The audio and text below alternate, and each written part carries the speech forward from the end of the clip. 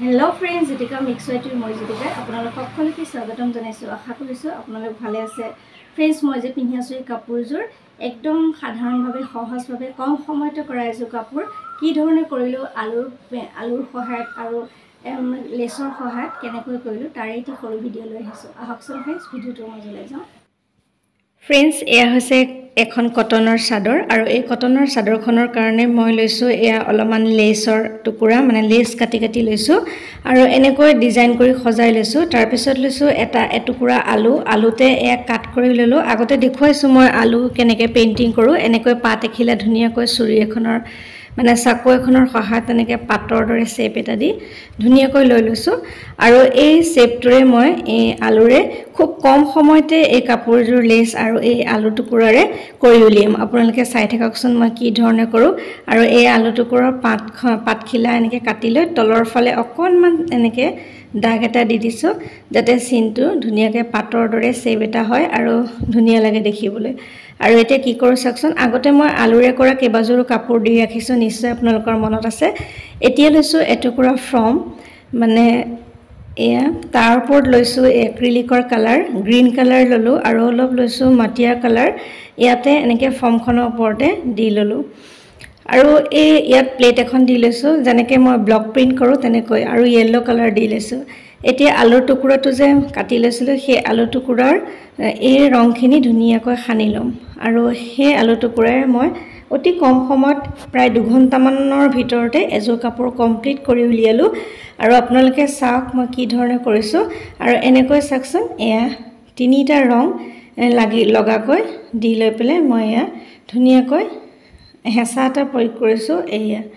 চাওক তিনটা কালাৰ আহি গৈছে পাতটোত আৰু এনেকৈ গুটেই কাপোৰজোৰ কৰিলো বৰ বেছি দেখুৱাই নাথাকো আপোনালোকক অকনমান আইডিয়া দিলো আৰু আপোনালোকে চাওক কেনেকৈ আলুৰে কিমান ধুনিয়াকৈ আলু মানে ব্লক কাটি পেলে কেনেকৈ ধুনিয়া পাতৰ শেপ দি পেলে গুটেই কাপোৰজোৰ কৰিলো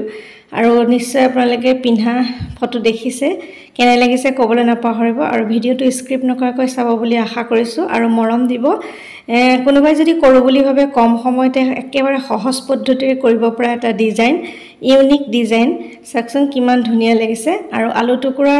আলু টুকুৰাত এনেকৈ লগাই দিয়াৰ লগে লগে দেখিবলৈকে খুব ধুনিয়া হৈ পৰিল আৰু লেছখিনি মই এতিয়া আঠা লগোৱা নাই আঠা পেন্সিলৰ সহায়ত এনেকৈ মাজে মাজে পাতৰ শেপটো আপোনালোকে দি ল'ব পাৰে কোড দিম তেনেকৈ দি লৈ পেলাই এয়া চাওক মই গোটেই কাপোৰজোৰ এনেকৈ কৰিম আৰু আপোনালোকক গোটেই কাপোৰজোৰ এনেকৈ কৰা দেখুৱাই নাথাকো এটা দেখুৱাই দিলো আৰু এনেকৈ অকনমান পেন্সিলৰ সহায়ত দাগ দি পেলাই এই আলুৰ টুকুৰাৰে পাতসমূহ পটাপট দি গলো আৰু ইমান কম সময়তে হ'ব বুলি মই ভবাই নাছিলো আৰু এই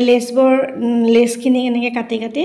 ধুনিয়াকৈ লগাই দিছিলো আৰু মাজত এয়া ব্ৰাছ এডালৰ সহায়ত ঠাৰিসমূহ দি দিছিলো পিছত ব্যৱহাৰ কৰিছো গ্লিটাৰ গোল্ডেন গ্লিটাৰ ব্যৱহাৰ কৰিছিলো আপোনালোকে দেখিছে আগৰ ভিডিওসমূহত মই লেছ লগোৱা ডিজাইনসমূহ দেখিছে এটো এটা লেছৰ ডিজাইনে কিন্তু ইয়াত অতি কম সময়ৰ ভিতৰতে এটা মানে আইডিয়া আপোনালোকক দিলো একেবাৰে কম সময়তে এজোৰ কাপোৰ কেনেকৈ কৰিব পাৰি তাৰ অকন আইডিয়া দিলো আৰু এয়া ৰঙা লেছ হালধীয়া লেছ নীলা লেছ আৰু এটা হৈছে অৰেঞ্জ কালাৰ লেছ এইকিটা গুটেইকিটা লেছ মই ইয়াতে ফুলবোৰ কাটি কাটি লগাই দিছো যিকোনো ব্লাউজৰ সৈতে ফ্ৰেন্ডছ মই চাদৰখন কটনৰ লৈছিলো আৰু কিন্তু মেখেলাখন মই লৈছিলো পাটৰ আৰু এনেকৈ সম্পূৰ্ণ চাদৰ মেখেলাজোৰ কৰিলো আপোনালোকে হয়তো পিন্ধা দেখিলে আৰু কেনে লাগিছে ক'বলৈ নাপাহৰিব আপোনালোকে নেভাবিব বহুত সময় লাগিছে বুলি একেবাৰে কম সময়ত সহজতে কৰিব পৰা এজোৰ কাপোৰ আপোনালোকক দেখুৱালো আৰু সাকচন ফ্ৰেন্ডছ ইয়াত নীলা ৰঙৰ লেছ দিছো মানে চাৰি ধৰণৰ লেছ কাটি কাটি লগাইছো আপোনালোকে আগতেও কেবাটাও ভিডিও দেখিছে বেলেগ বেলেগ কালাৰত কৰা হোৱাইটত মই কৰিছিলো যদিও আপোনালোকৰ লগত এবাৰ শেয়াৰ কৰা নাছিলো এবাৰ আপোনালোকৰ লগত শেয়াৰ কৰিলো আৰু সাকচন ফ্ৰেন্ডছ কিমান ধুনিয়া লাগিছে নহয়নে তিনিটা কালাৰ দি দিয়া লগে লগে এটা ইউনিক লুক আহি গৈছে আৰু গোটেই কাপোৰজোৰ হোৱাতে মই পিন্ধিলো কলৈ পিন্ধি গৈছো আপোনালোকক নিশ্চয় জনাম আৰু ফ্ৰেন্ডছ সাকচন এয়া কাপোৰজোৰ ৰেডি প্ৰায় হৈছেহি আৰু শেষত মই গোল্ডেন গ্লিটাৰ দি দিছো যেতিয়া শুকাব তেতিয়া ইয়াৰ ধুনিয়া চিকনা এটা আহিব আপোনালোকে নিশ্চয় দেখিছে গ্লিটাৰ দিয়া কামসমূহ মই দেখুৱাই আছো আৰু এনেকৈ মাজতো ডট ডট এনেকৈ দি দিছিলো যাতে কাপোৰত ধুনিয়া এটা চিকনা আহে এয়া যেতিয়া শুকাব তেতিয়া আৰু অকন ধুনিয়া মানে কালাৰটো উজ্জ্বলি উঠিব আৰু ৰেড কালাৰ ব্লাউজৰ লগত ব্লু কালাৰ ব্লাউজৰ লগত বা অৰেঞ্জ কালাৰ য়েল্লো কালাৰ যিকোনো ব্লাউজৰ লগত আপুনি আপোনালোকে কাপোৰযোৰ পিন্ধিব পাৰিব আৰু শেষত মই কাপোৰ এয়া চাওক লেছবোৰ কাটি লোৱা মই অকণমান দেখুৱাই দিলোঁ এনেকৈ লেছসমূহ প্ৰথমতে ৰেডি কৰি ল'লে সহজ হৈ যায় কাপোৰযোৰ কৰিবলৈ আৰু এয়া মেখেলাখন পাটৰ ইয়াত 3টা ফুল দিছোঁ এনেকৈ ইয়াত এতিয়া গ্লিটাৰ ব্যৱহাৰ কৰা নাই কৰিম আৰু কামখিনি কৰি লগে লগে ভিডিঅ' কৰি দিলোঁ আৰু এনেকৈ মেখেলাখনৰ 2টা সাইড পাটৰ মানে মেখেলাখন চাদৰখন কটন আৰু এনেকৈ গোটেই চাদৰখনৰ কিনাৰে কিনাৰে দিলোঁ আসলত 3টা ফুল সাইডত এনেকৈ সৰু সৰুকৈ ফুল দিছোঁ ইফালেও 3টা সিফালেও 3টা ফুল দিছোঁ আৰু ফ্ৰেণ্ডছ এতিয়া এয়া ৰঙা যেটো ৰিবন আমাৰ আছে ডাঙৰ ৰিবনটো হেতু সাইডত লগাই দিম আপোনালোকে সিলাই দিব পাৰে বা আঠা লগাই দিব পাৰে সিলাই দিলেও বেছি ভাল হে আৰু সাইডত একেবাৰে আগত যেহেতু ৰহিবতাৰ সময় কম কাপোৰযোৰ মই পিন্ধিমে